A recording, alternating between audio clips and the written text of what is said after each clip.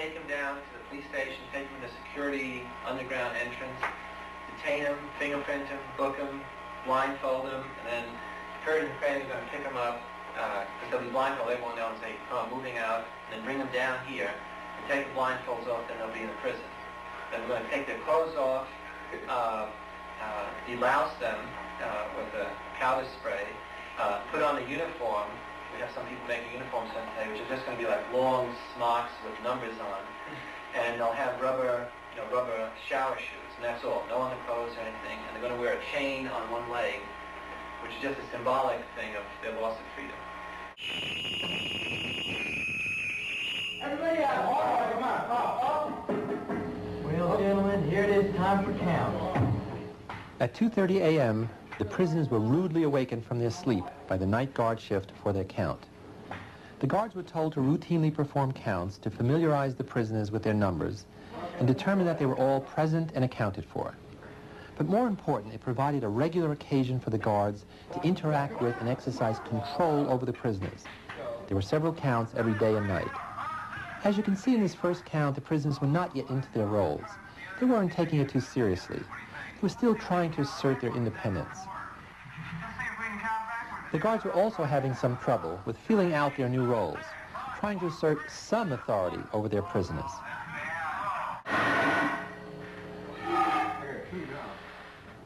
When waking the prisoners for the 10 o'clock count, the morning guard shift found that the prisoners in cell number 1 had removed their stocking caps, ripped off their numbers, and barricaded themselves inside the cells by putting their beds against the door. The prisoners began to taunt and curse the guards to their face. This, of course, embarrassed and upset the guards. The morning shift immediately called in reinforcements. They asked the night shift to stay on, and they called up 3 other standby guards to help put down the rebellion.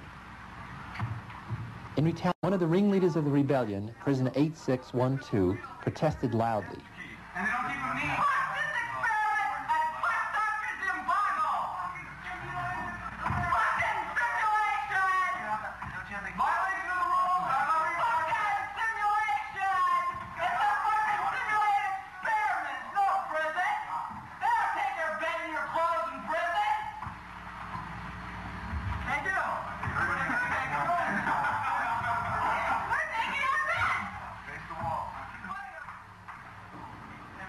The guards threw him into the hole. Push-ups increased in number and severity. The counts became grueling ordeals lasting for several hours. They made the prisoners clean out toilet bowls with their bare hands and polish the guards' shoes. We were visited by a Catholic priest who had been a real prison chaplain. He had agreed to come down to assess the reality of our situation compared to those he had known. The prisoners were invited to talk with him, and only 819 refused. Some surprising things happened. When introducing themselves, half of the prisoners used their number, not their name. When asked why they were in jail, most answered with the charge told to them by the Palo Alto police. The priest asked them what action they were taking to get out of jail while they were awaiting trial. The prisoners really got confused. He chided them for not knowing their civil liberties and for not getting a lawyer to bail them out. He followed through with his role as prison chaplain by calling some parents to get a public defender for their imprisoned sons. Prisoner 819 finally agreed to meet with the priest. As soon as he was taken out of the hole and he started talking with the priest, 819 broke down crying.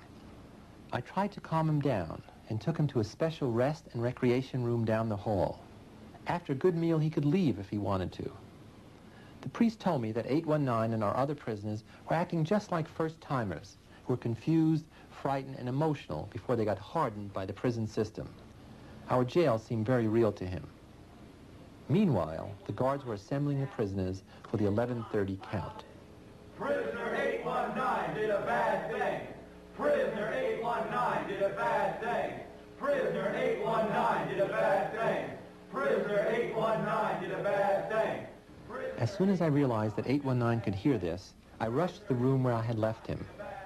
And what I found was a boy crying hysterically, while in the background his fellow prisoners were chanting and yelling that he is a bad prisoner and that they were being punished because of him.